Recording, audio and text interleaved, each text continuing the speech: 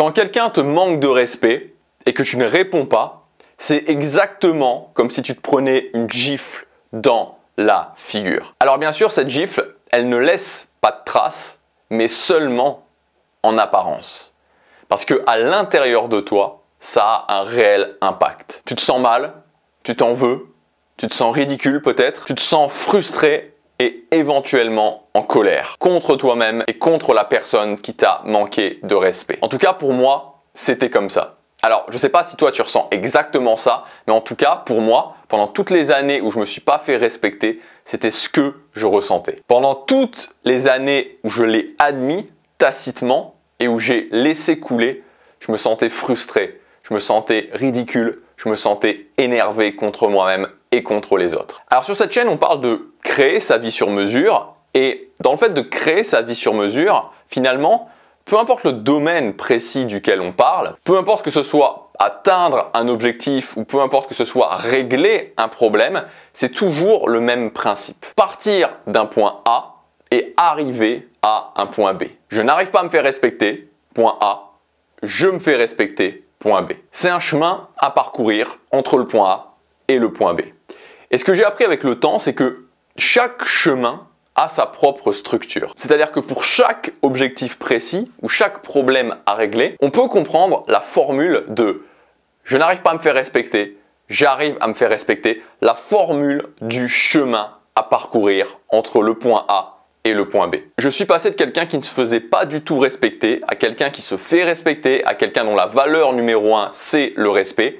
Et dans cette vidéo, je voudrais te donner mon expérience et je voudrais te partager selon moi quelle est la structure, quelle est la formule dans la thématique du respect social pour passer du point A au point B. Alors selon moi, il y a deux grandes parties dans le respect, la partie fondation et une partie que je qualifierais d'action et qui répond à des thématiques précises. Donc on va commencer cette vidéo, on va commencer avec la partie fondation. Donc vraiment, mon but dans cette vidéo, c'est que à la fin, ce soit clair pour toi quelle est la structure pour passer de quelqu'un qui ne se fait pas respecter, peu importe le niveau où tu es, peu importe l'intensité du manque de respect, à quelqu'un qui se fait respecter. Que vraiment après tu te dises ok, si aujourd'hui c'est flou, si aujourd'hui tu te dis ok, je ne sais pas vraiment dans quel sens aller, que ce soit clair, que tu aies un chemin et que tu aies des actions concrètes à prendre. Donc la partie fondation, premièrement, c'est ce que j'appelle les règles du respect. Donc il y a des règles du respect, le respect ça correspond à des règles, comme beaucoup de choses dans les dynamiques sociales, il y a des règles à connaître et il faut tout simplement presque apprendre ces règles du respect par cœur.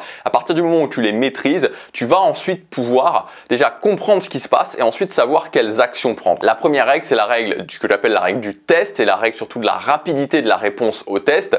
C'est-à-dire que quand il y a quelqu'un, quand tu vas rencontrer quelqu'un ou quand quelqu'un plutôt commence à te manquer de respect, ça va pas être un manque de respect énorme dès le départ. C'est-à-dire qu'il va y avoir un manque de respect qui va être d'une intensité faible, voire une intensité moyenne. C'est ce que j'appelle un test. Et donc, si au départ, tu ne réponds pas directement à ce test, le manque de respect va s'amplifier, s'amplifier, s'amplifier. Et c'est quelque chose de contre-intuitif parce qu'en général, on arrive dans un nouvel environnement, on a rencontré des nouvelles personnes, ou voilà, ce genre de situation, on commence à avoir un petit manque de respect, on se dit bon, est-ce que ça vaut vraiment le coup de s'énerver? Est-ce que ça vaut vraiment le coup de commencer à mettre vraiment les pieds dans le plat, de commencer à imposer des choses? On laisse couler, on laisse couler, on laisse couler et parfois très rapidement on se retrouve dans des situations qui sont complètement ingérables. Donc ça c'est une des règles du respect, c'est la règle de la rapidité de la réponse au test. Quand quelqu'un me teste, je réponds directement. Alors bien sûr au départ je communique, je ne m'énerve pas, je réponds en alignement avec l'intensité du test, mais je le dis. Deuxième règle, par exemple, c'est la règle de l'isolement social. Ce que j'ai appris, c'est que plus tu étais isolé socialement, c'est-à-dire plus tu avais de mal à t'intégrer dans un cercle social et plus les manques de respect allaient augmenter. Et ça, tu peux vérifier, c'est-à-dire qu'à chaque fois, c'est systématiquement toujours la même chose. Les personnes qui sont le moins respectées, c'est les gens qui sont à l'écart du groupe. Tout le temps, tout le temps, tout le temps, tout le temps. Donc ça c'est le premier point, c'est les règles du respect. Donc il y a des règles de respect comme ça que tu dois vraiment connaître. Ensuite, le deuxième point, c'est le fait de se dire ok, j'applique ces règles du respect parce que c'est bien de les connaître, ensuite il faut les appliquer. Et moi ce que j'aime bien faire, c'est en fait les transformer en habitudes quasiment automatiques, c'est-à-dire semi-automatisées, on pourrait dire, pour que dans ma tête, je sache que telle règle correspond à telle action. Encore une fois, pas de panique, je te donne des exemples. L'idée ici, c'est de ne pas improviser. Donc si on prend la règle de l'isolement, ok, je sais que plus je suis isolé socialement, plus il va y avoir du manque de respect. Je sais donc que j'ai tout intérêt à m'intégrer dans un cercle social. Donc ce que je peux faire, c'est que quand j'arrive dans un nouveau cercle social, je vais me dire, ok, je vais mettre en place une habitude de connaître tout le monde, d'avoir parlé à tout le monde. De cette façon-là, je serai mieux intégré et je respecterai cette règle du non-isolement. Deuxième exemple, c'est la règle de la réponse automatique au test. Quand quelqu'un va me tester, je peux avoir, suivant les situations, des réponses qui sont automatiques. C'est-à-dire si quelqu'un commence à me parler un petit peu mal, je vais dire, écoute, voilà, moi je suis poli avec toi, je te respecte, donc s'il te plaît, fais pareil et respecte-moi. Et dans 95% des cas, la personne va me répondre, écoute, je t'ai pas manqué de respect ou écoute, ne le prends pas mal. Et je vais lui répondre, écoute, voilà, je comprends que toi, de ton point de vue, ça soit pas un manque de respect, mais c'est à moi de le juger. C'est moi qui juge si je me sens pas respecté ou pas. C'est pas toi.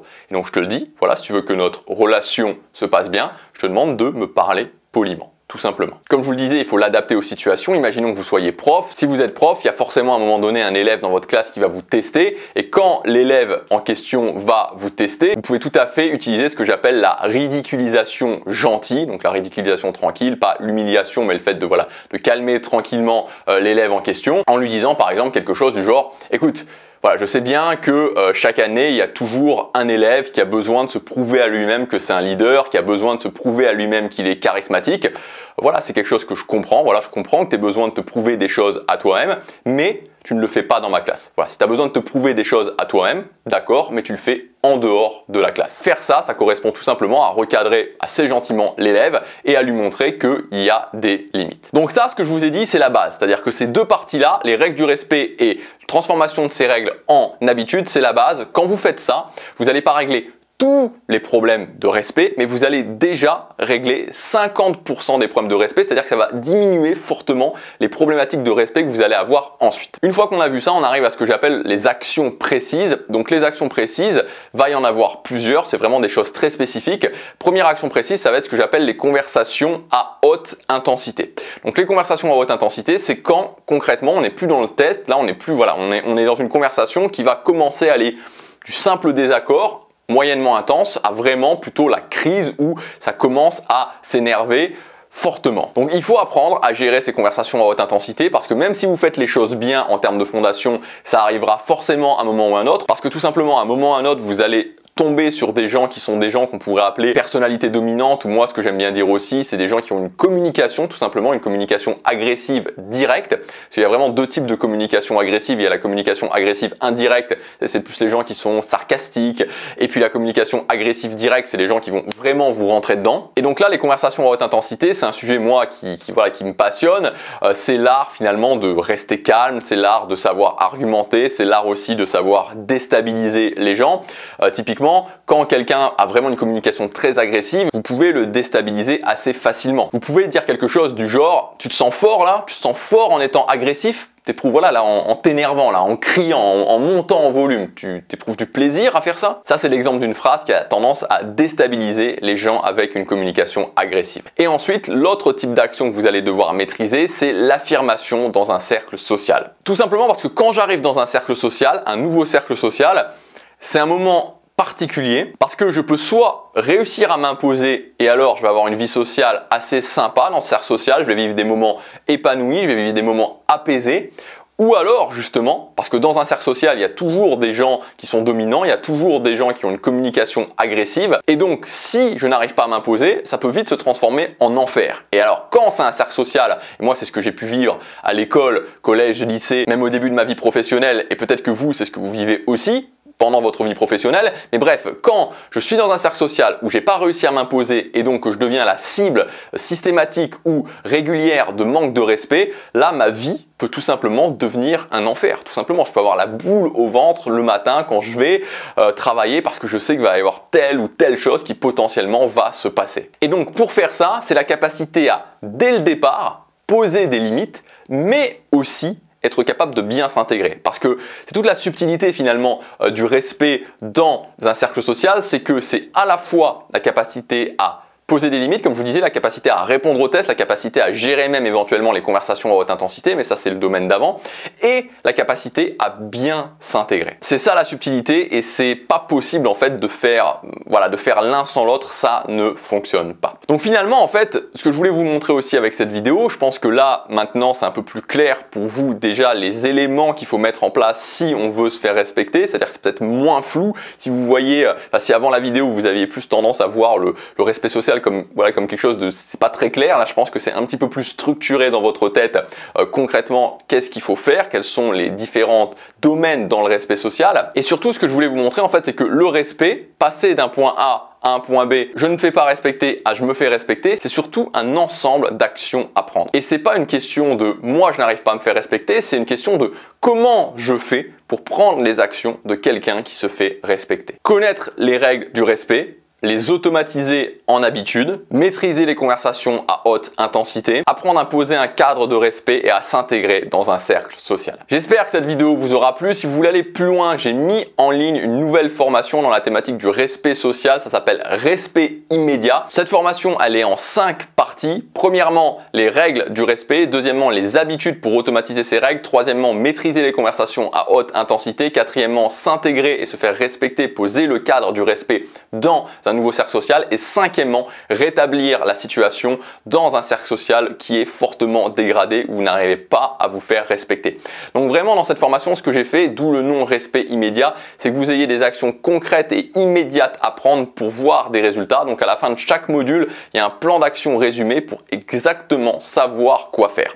Donc l'idée, c'est vraiment les 2 premiers modules, c'est des fondations, donc vous devez les faire, et ensuite les 3 modules d'après, c'est-à-dire conversation à haute intensité, nouveau cercle social, poser un cadre de respect et rétablir la situation dans un cercle social où ça s'est fortement dégradé. Donc là, ça dépend évidemment de votre situation. Donc ce que je vous invite à faire, c'est tout simplement à cliquer sur le premier lien dans la description. Il y a tout le programme. Donc si vous voulez aller plus loin, bien sûr, c'est la thématique du respect vous pose un problème et que vous voulez régler ces problèmes, que vous voulez pas repartir encore sur une nouvelle année ou des nouveaux mois où ça va être compliqué et vous allez vivre des situations difficiles.